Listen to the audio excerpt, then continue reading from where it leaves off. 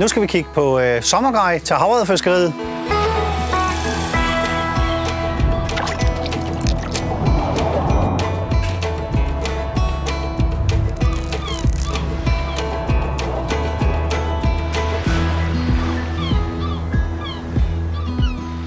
Sommerfiskeriet er jo ikke bare at kigge på kalenderen og følge med der. Det gælder rigtig meget om at kigge på naturen og kigge på vandtemperaturer. Hvornår de ligesom kommer lidt op i graderne, fordi det er meget afgørende for havrederne. Når vandtemperaturen stiger, så kommer der en masse føde til i form af rejer og turbiser og sild og alt, hvad der bimler og bamler af småkravl, som de kan finde på at slå sig på. Den bliver egentlig en meget svær størrelse at have med at gøre, fordi det er en kæmpe buffet.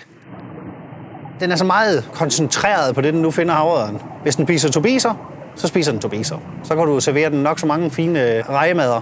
Den vil ikke have det. Den spiser turbiser. Så man skal prøve at imitere virkeligheden så meget som muligt om sommeren.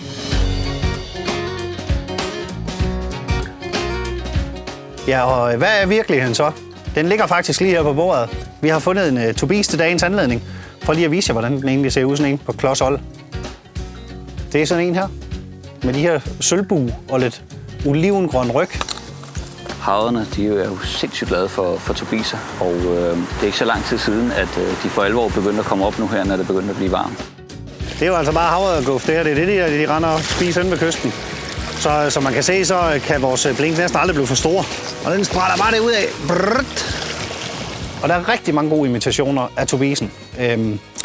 Vi har blandt andet Savage Gear her, som har lavet en næsten tro kopi.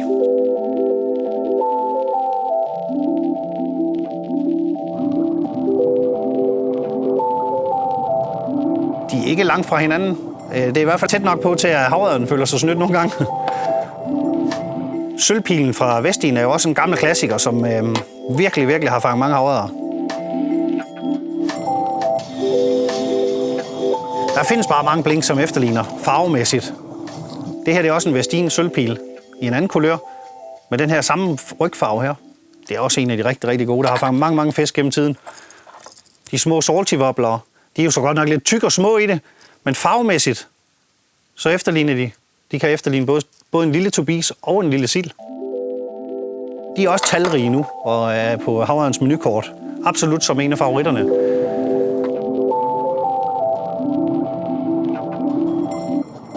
Små silde-efterligninger, sådan noget som det her, er virkelig effektivt.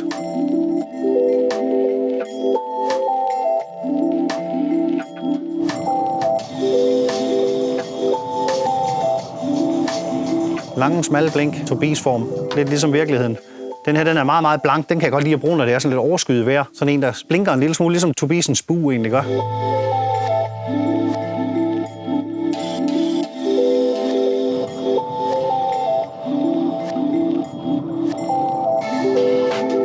Alle grejproducenter prøver at efterligne turbisen på hver deres måde. En sulten havredder, den skal nok tage. Altså uanset om det er den ene eller anden eller fjerde type. Bare den har lidt façon og lidt farverne, så kan man få den til at hugge i de fleste tilfælde. Men jo tættere man kommer på virkeligheden, jo bedre er det. Havet det vrimler lige nu med rejer, og med kutlinger, med småsild. Og der findes et utal af blink, hvor man kan prøve at komme i nærheden af det. Altså sådan en lille kutlinge-efterligning her er jo et lille fedt blink.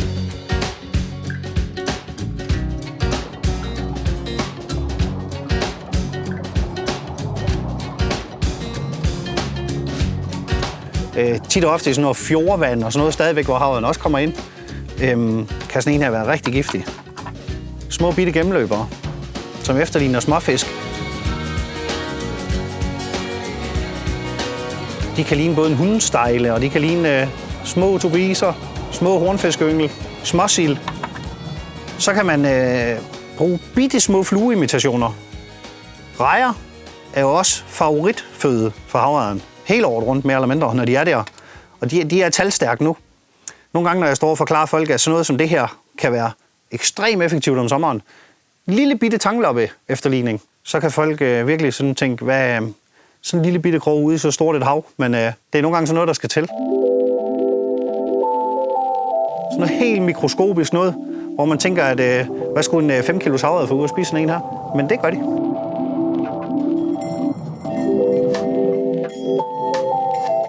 Mange gange om sommeren, så skal man koncentrere fiskeriet sådan meget, meget tidligt på morgenen eller sent på aftenen. Mange gange så opholder de sig ude på lidt dybere vand, når temperaturerne i havet stiger lidt.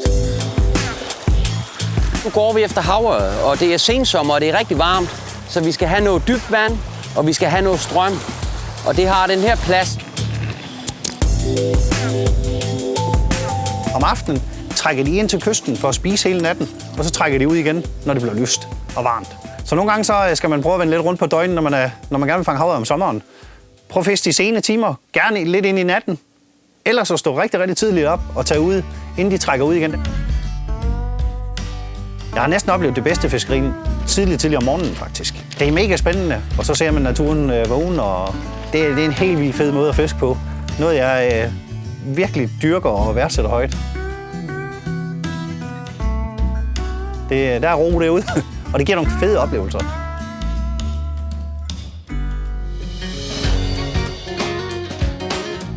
Pladsvalget. Min erfaring om sommeren, det er klart, at man skal prøve at opdrive noget lidt dybere vand. Gerne nogle pynter og sådan noget, hvor der løber noget strøm omkring. Altså havørreden kan godt lide det der lidt kølige vand, som bliver lidt iltet af strømmen. Lige nu står jeg på et stenfyldt rev med masser af strøm. Man kan rigtig se, hvordan dybdekurven den bare skærer ned foran mig, og bunden forsvinder. Og 5 meter til den anden side, der gør den det samme. Man skal ikke stå inde i bunden af en fjord i august måned i 22 grader varmt vand. Det er sjældent nogen succes. Altså ude på de lidt dybere vidder, ude på åben kyst. Find nogle store rev og find nogle steder, hvor strømmen løber. Gå altid ind og spørg din lokale grejbutik. De ved som regel, hvad der rører på sig de forskellige steder, også om sommeren. Jeg plejer gerne at starte med spind og prøve lige at fiske af og se, om der er nogle fisk og nogle kontakter derude. Hvis jeg ser fisk, der sådan viser sig om aftenen, det er, at man ser havørrederne komme op og blubber i overfladen. Typisk fordi de er oppe og tager bitte små tanglopper eller små rejer, og der skal man prøve at imitere det. Så nogle gange så skifter jeg over til enten fluestangen eller noget bombarda, som er vildt effektivt om sommeren også. Det, som mange ikke ved, det er, at nogle gange om sommeren kan det være en rigtig, rigtig god idé at prøve at gå ned i linetykkelse. Fordi den er sky i havørrederne. Der er så meget mad, så vi skal virkelig prøve at snyde den så meget vi kan på virkeligheden. Så nogle gange så kan det være succes lige at gå lidt ned i størrelse. Ned i helt noget sådan noget 0,20-0,22 forfang, når man fisker med de små fluer her. Der er en masse små tricks, og man skal være sådan en lille smule mere opfindsom om sommeren og prøve lidt mere forskelligt, for den er kredsen, og den er svær. Hvis jeg stod og skulle pakke sommertasken lige nu, så har jeg et par favoritter her, som jeg vil prøve at vise jer. Hvis man nu er på sådan lidt strømfyldt, lidt dyb plads, så kan jeg godt lige have lidt blink med. Der er lidt tyngde i, så man kan få dem lidt ned i vandet. Og egentlig styre dem lidt ned, så de ikke skøjter rundt op i overfladen, som woblerne tit har tendens til, hvis der er lidt meget strøm. Så den her, den vil følge med i min grejtaske lige nu. Og jeg vil også tage den lidt mindre model med Tobias-skillen her, som jeg synes er det fedeste blink. Og det giver bare mange fisk. Jeg har fanget mange på det her. Og så selvfølgelig den model her, den ligner jo bare en Tobias rigtig, rigtig godt også. Det er jo en gennemløber, den her. Den har lidt andre muligheder. En lidt bedre kroningseffekt, når fisken sidder der, og det kan være en stor fordel. Men jeg er jo altid de store basser der om sommeren også. Det er jo det også, at der bliver fanget sådan nogle af de helt store basser, der kommer ind under land. Så den er også rigtig fed at fiske med, den her. Så vil jeg også helt klart vælge en af de små sille-efterligninger her, som jo også kan imitere en lille hundstejl. Den kan ligne lidt forskellige ting, men den går lidt højt i vandet. Sådan hvis kløvertangen står højt, det gør den tit om sommeren, så der kan den være rigtig god at stå og fiske ind over det. Så er der den her, en af mine favorites. En 100% lille sille-efterligning. Den er bare fed. Den går utrolig godt, og man kan sådan få den til at hoppe lidt i overfladen, som sådan en skadet fisk. Og den kan virkelig tænde havørrederne om sommeren, den her. Så har jeg altid pakket en lille bombarda. Hvis der er nogle fisk, som ikke rigtig vil, og de er meget forsigtige, og så en kasse med lidt udvalg af lidt rejer og lidt tanglop og nogle små Tobias-imitationer, man også kan få på flue. Den her, det er lidt en nyhed. Jeg har været ude og prøve den. Den kaster fantastisk, og den fisker fantastisk. Så den kommer helt klart med min taske i år også, den her. Som I kan se, så er det jo nogle meget, meget naturtro farver, jeg har valgt her. Og det er dem, jeg tror på og fisker med, og det er lige så stor nøglen i succes. Det er, at man skal tro på det, man fisker med. Der findes jo ikke en 100% klokkeklar opskrift på havørredfiskeri.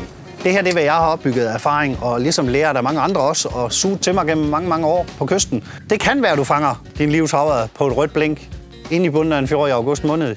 Det kan lade sig gøre, og det sker. Så man skal aldrig låse sig 100% på noget som helst. Men man kan have nogle guidningslinjer, som gør, at når året er omme, så har du fanget flere. Jeg vil give jer mine 3 gode råd. Det er at finde jer en rigtig god strømfyldt plads til sommerfiskeriet. Og stå tidligt op, eller gå sent i sengen. Og så ellers så finde et naturtro avn, som I bliver glade for at fiske med, og lære det at kende. Og så er det bare ude at prøve. Det er super spændende. Knæk og bræk derude.